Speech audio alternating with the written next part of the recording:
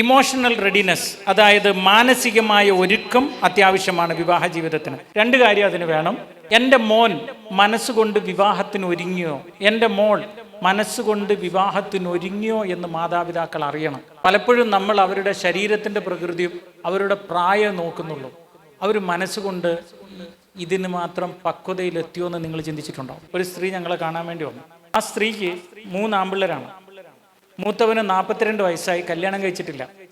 അവൻ അവിടുത്തെ ഒരു ഡോക്ടറാണ്, അവിടെ സ്വന്തമായി ക്ലിനിക്കുണ്ട്. അത്രയും സമ്പന്നൻ.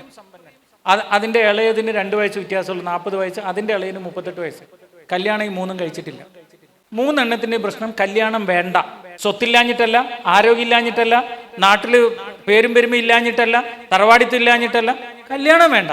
അപ്പം അതിൽ ഒരുത്തനോട് ഞാൻ ചോദിച്ചു, എന്താണ് നീ വേണ്ട എന്ന് തീരുമാനിക്കാൻ കാരണം? മനസ്സുകൊണ്ട് എൻ്റെ ജീവിതത്തിൽ ഒരാളെയും കൂടെ സ്വീകരിക്കാനുള്ള പക്വത എനിക്കുള്ള പോലെ തോന്നുന്നില്ല എന്ന്. ഈ കുട്ടികളെയൊക്കെ അപ്പനും അമ്മയും ചക്രശ്വാസം എടുത്ത് പഠിപ്പിച്ചതാണ്. അമേരിക്കയിൽ മണിക്കൂറിനാണ് കാശ്. 8 മണിക്കൂർ ജോലി ചെയ്ത് കഴിഞ്ഞിട്ട് വീട്ടിൽ പോയി 1 മണിക്കൂർ TV കാണാമെന്ന് ചിന്തിക്കൂല. അതിലും നല്ല 1 മണിക്കൂറും കൂടെ ജോലി ചെയ്തിട്ട് $50 ഉണ്ടാക്കാന്ന് ചിന്തിക്കും.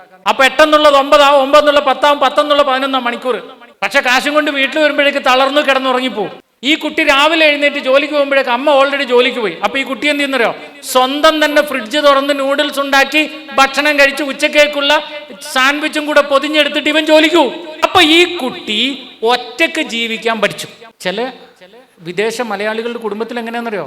മോള് മോക്കുള്ള ഭക്ഷണം ഉണ്ടാക്കി പാക്ക് ചെയ്ത് പൊക്കോണം, മോനുള്ളത് ഉണ്ടാക്കി പാക്ക്. കാരണം നമുക്ക് സമയമില്ല. ഈ പയ്യന്മാർ 3 പേർക്കും പറയാനുള്ള ഒരേ സ്വരത്തിൽ എന്താണെന്നറിയോ? ഞങ്ങൾ ഭയങ്കര ഇൻഡിപെൻഡൻ്റായാണ് വളർന്നത്.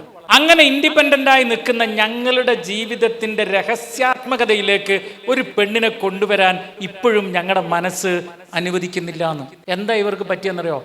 പങ്കിടല് ഇവരനുഭവിച്ചിട്ടില്ല ജീവിതത്തിൽ. ഒന്നും ആരുമായിട്ടും പങ്കിട്ടില്ല. എൻ്റെ ഭക്ഷണം, എൻ്റെ ജോലി, എൻ്റെ പഠനം, എൻ്റെ മാർക്ക്, ഈ ഞാനായിട്ട് ഇങ്ങനെ ജീവിക്കുന്നിടത്ത് ഒരു പെണ്ണിനെ കൊണ്ടുവന്നിട്ട് എന്നിൽ കൊണ്ടിടാൻ പറ്റുന്നില്ല എനിക്കെന്ന്. കേരളത്തിലൊക്കെ ഇപ്പോഴും പങ്കിടൽ കുറേശ്ശെ കുറഞ്ഞു തുടങ്ങിയിട്ടുണ്ട്.